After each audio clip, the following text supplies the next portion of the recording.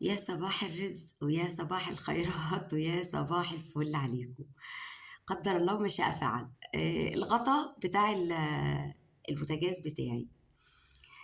كان البوتاجاز انتوا عارفين لما بيتنقل من غاز لأنبوبة بيقعد بقى يهبب الحلل كده، وبيبقى في حاجات كتير غلط في البوتاجاز وفي الفرن. جالي ولد صغير كده عملهولي، بس كان في حاجة ناقصة وجالي عمل لي البوتاجاز، عملها لي يعني، وبيشيل الغطا ده وراح فلت من ايده على السيراميك في الارض. طبعا انا بقول الحمد لله ان الولد بخير ما حصلوش حاجه، والحمد لله ان ولادي بخير وانا بخير. فقدر الله ما شاء فعل يعني. هنا بقى ده يوم تاني، يعني اللقطة بتاعت البوتاجاز دي في يوم، وهنا لأن هنا أنا كنت يعني الصبح بدري جدا صليت الفجر وقلت بقى إيه أدخل أنجز نفسي، عشان كان عندي حاجات كده كتير عايزة أعملها وأظبطها، فقلت أنجز نفسي في حوار الأكل ده بدري بدري واركنه يعني. بس برضو كنت بشتغل واحدة واحدة على مهلي، كنت ما بعملش كل حاجة على عين بوتاجاز. لا، كنت أخلص مثلا اللحمة المفرومة واركنها، اعمل البشاميل واركنه. واخر حاجة طبعا في البشاميل لازم تتعمل هي سليق المكرونة، عشان ما تلزقش منك وتعجن منك وتحاولي تفككي فيها فتتكسر وتتقطع او تتقطع منك. هنا بقى انا عندي نص كيلو لحمه مفرومه، انا هعمل عليهم بصلتين صغيرين لان ولادي ما بيحبوش طعم البصل كتير في المكرونه البشاميل بالاخص، يعني كاي عصاج عادي لو كترت، يعني في الحواوشي بكتر البصل جدا عادي، لكن في المكرونه البشاميل بصراحه بتكون الطف لما يكون اللحمه هي اللي ظاهره اكتر من البصل يعني. عندي هنا معلقتين زيت ومعلقتين زيت، يعني شوفوا كلمه معلقتين زيت، يعني كان زمان الاول كنتوا ايه الناس اللي متابعاني من زمان، معلقتين زيت ومعاهم 3 4 معالق سمنه بلدي عشان اعمل عصاج. لا النهارده طبعا ايه كنت اقول لك معلقه سمنه مكلبزه ومقلوظه ومعلقتين زيت مكلبزين ومقلوظين. لا حضرتك النهارده بقى في قانون جديد هتمشي عليه، معلقه صغننه ومقننه. معلقه ايه؟ معلقه صغننه ومقننه، انسي بقى فيلم وموال معلقه كبيره ده. المهم انا هنا قلت ايه، اطلع بقى اللحمه افكها في الميكرويف، بصراحه مش بحب افك في الميكرويف، فقلت لا انا احطها متجمده كده على البصله. وطبعا الفلكلور التراث بتاع كل ست مصريه اصيله، لما مصمصت الشفشق كده بتاع البصل بشويه ميه وحطيتهم عليها، فده فلكلور احنا ماشيين عليه ما نسيبش حاجه. وغطيتها وسبتها بقى على نار هاديه خالص، وقلت ايه تاخد ايه واحده واحده كده مع نفسها، تاخد وتدي بشكل ودي. اكون انا غسلت الكبه وغسلت المجين اللي في الحوض دول، عشان الحوض عندي صغير. عندي سؤال، اللي يعرف يجاوب على السؤال ده يكتب لي في الكومنتات. هو الدنيا من غير ناس ما تنداس، ولا البعد عن الناس غنيمة؟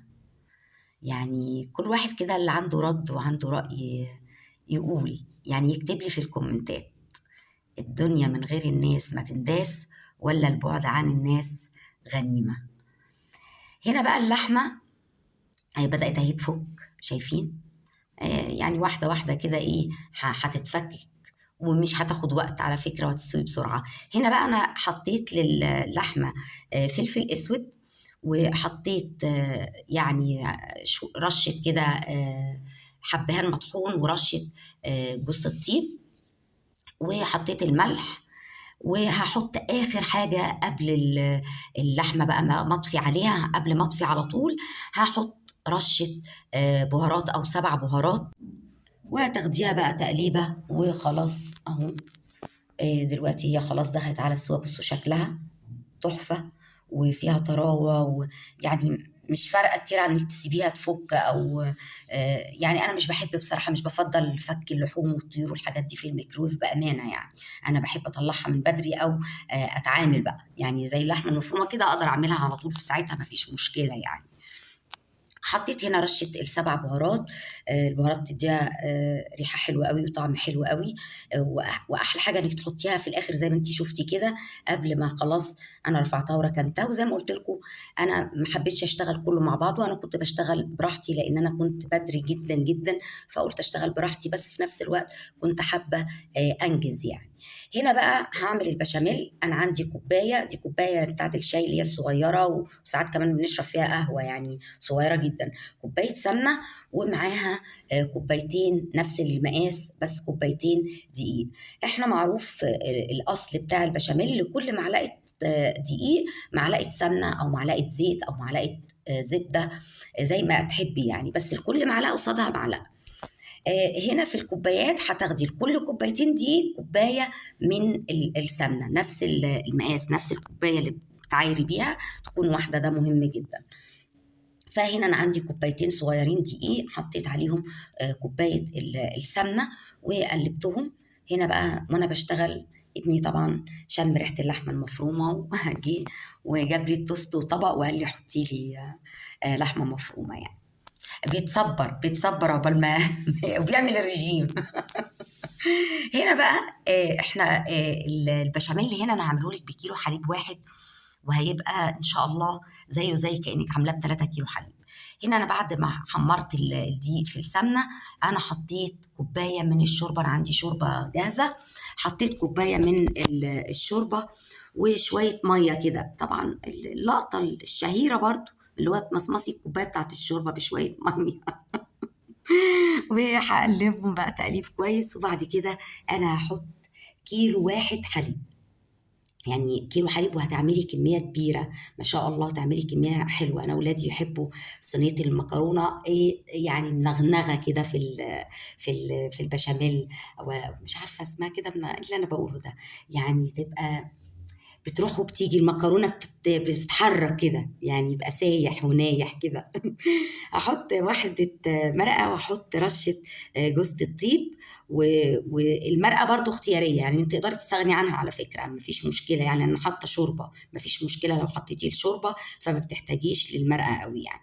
وهحط بقى ده كيلو حليب، وعايزه اقول لكم لاول مره لاول مره الحليب ما يفورش مني، يعني انا دايما الحليب والله ببقى واقفه قدامه، يعني يا دوبك الفت راسي كده ارجع. ودي اللقطه برضو دي والله ده فلكلور يا جماعه، ده تراث لكل ست مصريه، ان انت شوفوا اللبانه لازم حبه الميه برضو في الاخر وحطهم، بس دول بقى حبه ميه حوالي مج كامل من الميه، يعني انا عندي مج شوربه وعندي مج ميه وعندي كيلو واحد حليب ورشه جوز الطيب وواحده مرقه والملح وكوبايتين دقيق قصادهم كوبايه سمنه، ويبقى كده البشاميل بتاعك استوى.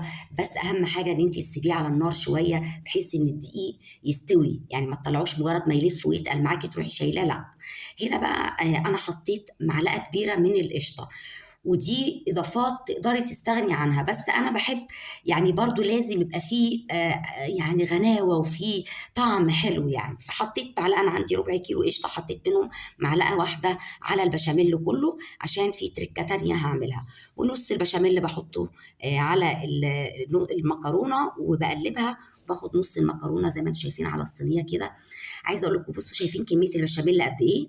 على فكره كمان دي طلعت القطع تخينه شويه، انت تقدري تفردي الكميه بتاعه كيسين المكرونه دول بكميه البشاميل دي، تقدري تفرديهم على صينيه اكبر، بس دي اكبر صينيه عندي. او تقدري تقسميهم على صينيتين كمان، على فكره الكميه دي تعمليهم على صينيتين، بس انا هنا عملتها على صينيه واحده، وكانت طلعت كمان هتشوفي في الاخر سميكه شويه، يعني كانت حابه تتفرد كمان على صينيه اكبر كمان شويه من دي. بصوا كميه البشاميل، بصوا عامله ازاي، يعني انت انا بقلب المكرونه شايفين حاجه سايله بتنزل، يعني مش ناشفه ولا تقيله ولا بسيطه ولا لا خالص، كميه كبيره جدا، الحله دي كبيره على فكره.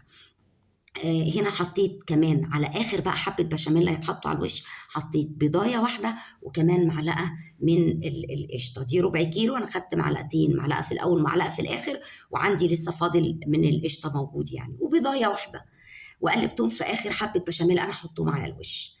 وبرضو تقدري تستغني عن التركه دي وتتعاملي بالبشاميل على طول، ولكن يعني النتيجه افضل بكتير. وانا طبعا بتكلم بناء على الطعم اللي انا اخدته او النتيجه اللي انا اخدتها في الاخر، يعني كده انا حطيتها بقى على الشبكه اللي في النص وسبتها على درجه حراره 180، سايباها براحتها برضو واحده واحده عشان تستوي وتتشبع كلها كده من بعض في الطعم واحدة واحدة. وبعد كده شغلت الشواية برضو من بعيد مش من قريب قوي عليها عشان تاخد اللون الحلو ده. وشايفين سايحة ونايحة، بصوا بتخر وبتشر كده بشاميل. عايزة اقول لكم ان طعمه تحفة، والصينية طلعت بألف هنا وصحة جميلة، واتاكلت على فكرة على يومين لان دي صينية كبيرة وحجمها كمان الخرطة تخينة سميكة يعني، محتاجة زي ما قلت لك تفرديها كمان على صينية أكبر شوية. ودي كان الشكل النهائي بتاعها وطعمها ولا أروع. وأنا زي ما قلت لك إن أنا إن شاء الله كل فيديو هنزله لو أي حاجة فيها نتيجة مش صح مش هنزل الفيديو أصلا. وده الشكل النهائي للمكرونة. أشوفكم في فيديو جديد.